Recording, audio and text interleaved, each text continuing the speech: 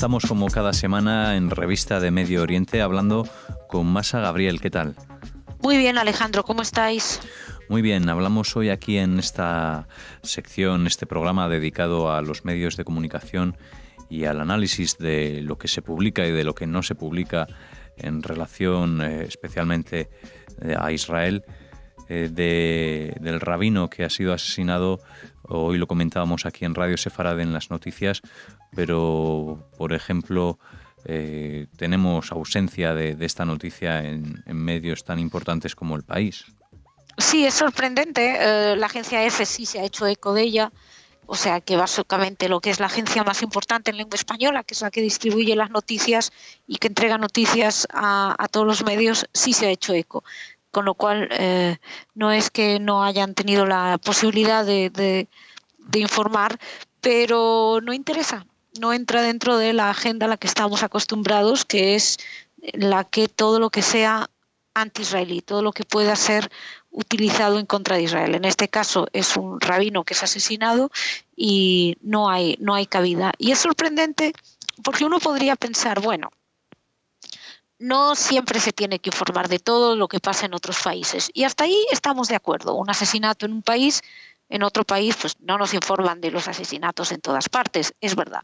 Lo que pasa es que cuando hay tal sobreexplotación informativa de lo que sucede en Israel, cuando hay una lupa tan inmensa sobre todo lo que sucede en Israel, pues llama la atención de que justo aquellas cosas que pueden explicar los miedos de la población israelí, que pueden explicar las dudas de la población israelí respecto a las buenas intenciones de los vecinos, pues todo eso desaparece de un plumazo en medios como por ejemplo El País.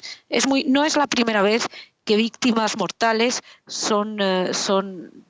desaparecen. Por ejemplo, creo que fue hace un año, un año y medio habrá sido, una mujer que fue asesinada apuñaladas delante de sus hijos y que no informó El País. Lo que ocurre es que poco después el asesino fue detenido y entonces ahí sí informaron para hablar de las penas al palestino, no sé qué. Es decir, volvemos a ponernos en ese esquema mental según el cual la información que tiene importancia es toda aquella en la que Israel ejerce la acción, toda aquella en la que Israel es quien detiene al palestino, quien atropella supuestamente cualquier derecho, con lo cual la información que viene a mostrar otro lado no tiene cabida. E insisto cuando hablo de la sobreexplotación informativa, porque hace 2 semanas o así hay un artículo en El País que 26 chicos de Israel no querían hacer el servicio militar y esto sí ocupaba un espacio. Entonces 26 chicos en Israel que no quieren hacer el servicio militar sí tiene un lugar en un periódico en España, pero que asesinen a un rabino no tiene. Adivino que empezará a tener importancia cuando capturen al asesino. Sobre todo si al asesino lo capturan y lo hieren o le disparan o lo matan o lo que sea, entonces sí habrá cabida. Entonces dirán, palestino muere sospechoso de haber hecho algo en alguna colonia, porque ese término no nos lo vamos a quitar. Es decir, es tan burda ya la manera en la que se está haciendo una información internacional sesgada y que tiene una base ideológica a la hora evidente de seleccionar una información u otra, que casi hay poco más que decir, simplemente que es llamativa. Otra figura llamativa que hemos visto es cuando hablan de Cisjordania, no en el caso del País en esta ocasión, en otras sí, pero, por ejemplo, la agencia EFE, que sí ha informado de esta noticia, sí que habla de territorio palestino ocupado. Y yo sé que somos muy pesados, pero no me cansaré de recordarlo. No son palestinos, o sea, no son territorios palestinos porque nunca lo fueron, no han sido otorgados nunca a los palestinos. O sea, si se refiere uno a la partición del 47, los palestinos la rechazaron, con lo cual carece de validez. Serán palestinos en el momento en que se llegue a un acuerdo. Al acuerdo no se ha llegado. Con lo cual, no se puede determinar, o por lo menos no lo pueden determinar los activistas, lo pueden decidir la autoridad palestina, lo puede decidir quien sea, pero los periodistas no tienen la capacidad, no tienen la autoridad para decidir cuáles serán los resultados de unas conversaciones. Con lo cual, decir que los territorios son palestinos, pues es una toma de partido y es una falta de rigor informativo absoluto.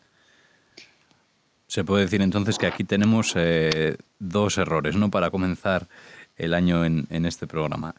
Por un lado, la ausencia de noticia, y por otro, la noticia pero con errores en el sí, contenido. y es un poco lo que hablábamos la semana pasada, es una tónica habitual y que marca la información en general que llega desde Oriente Medio, lo que no se dice, lo que se oculta y lo que se dice pero se dice mal. Entonces todo lo que tenga a los palestinos como protagonistas activos de su propia desgracia o de la desgracia de los israelíes no tiene cabida. Mira, recientemente había un informe de no sé cuántos millones de dólares, estaba pasando Mahmoud Abbas, o sea, la autoridad palestina, a los terroristas israelíes encarcelados.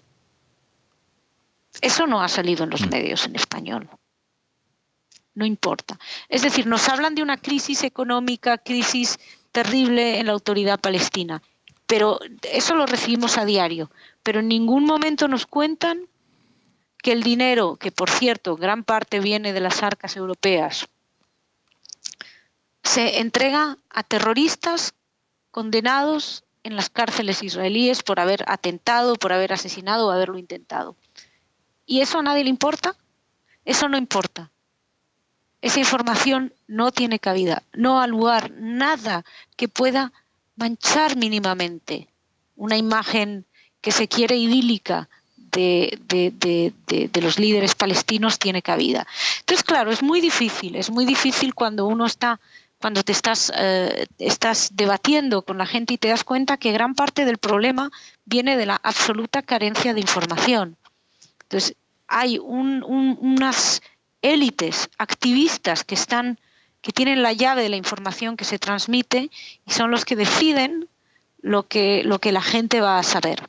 Y esa gente y esas élites lo que no permiten es que llegue toda la verdad, no permiten que llegue toda la información. ¿Por qué? Pues porque han decidido que una de las partes tiene razón, han decidido que una de las partes es la buena y la otra es la equivocada.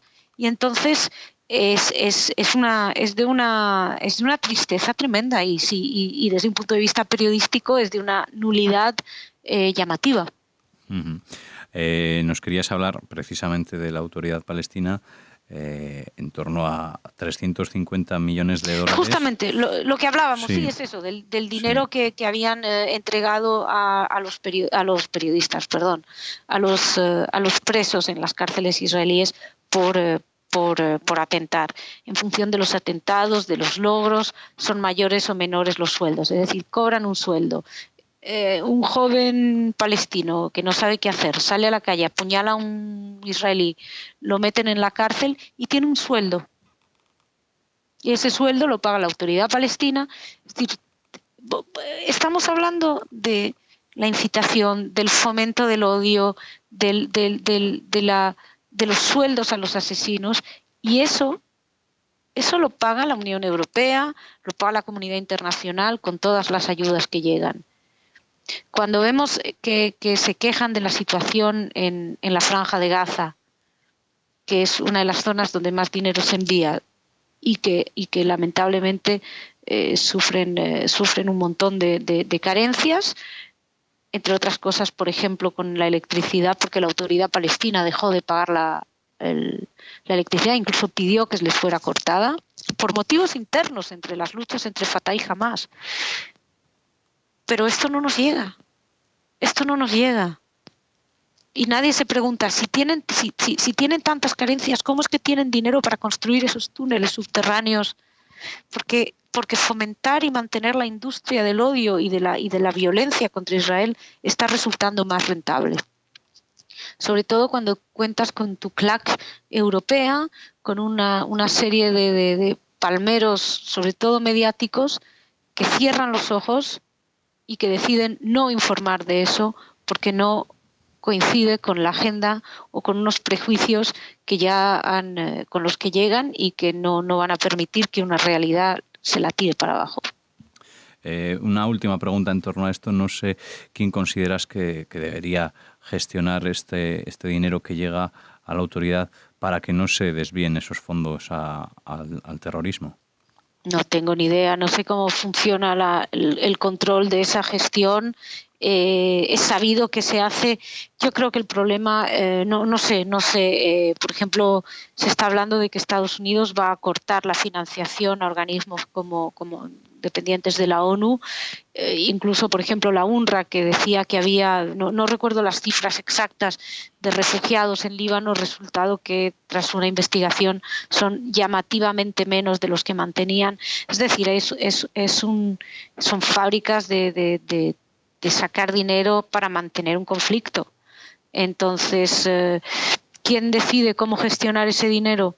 Pues no lo sé, supongo que los donantes tienen que empezar a poner filtros. Yo le doy a usted dinero, pero yo quiero que ese dinero usted lo gaste en electricidad o que lo gaste en infraestructuras, que lo gaste en educación, en la paz, que lo gaste en escuelas o no sé, en cuestiones sociales para mejorar la situación de las minorías, de las mujeres. Pero no sé en qué medida me parece una quimera. De hecho, mientras cuentan, y esto es parte del tema, con esa especie de apoyo tácito, o lo que creen que es un apoyo tácito de la sociedad mayoritaria occidental, engañada, porque hay que decirlo, engañada por sus propios medios de comunicación, pues me temo que esto va a continuar. No sé, ahora con estos cortes económicos que se están planteando. Pues a ver, también creo que fue Noruega, si no me equivoco, quien decidió o Dinamarca, ahora mismo o los dos, que han decidido no dar más hasta que la autoridad palestina no empiece a educar de otra manera. Se cortó la financiación también porque había una escuela que había puesto el nombre de un terrorista a la escuela. Entonces, bueno, los propios países donantes tienen que empezar a poner filtros, es decir, nosotros le damos dinero para que ustedes crezcan, pero lo que no damos es dinero para que ustedes fomenten un conflicto armado que va en detrimento de su propio pueblo, que eso es lo más sorprendente. Uh-huh. Bien, pues como siempre, Masha, gracias por explicarnos asuntos aquí en Revista de Medio Oriente relacionados con Israel para hacernos y tratar de comprender mejor esta situación. Y volveremos a tenerte aquí con nosotros la próxima semana. Muchísimas gracias a vosotros.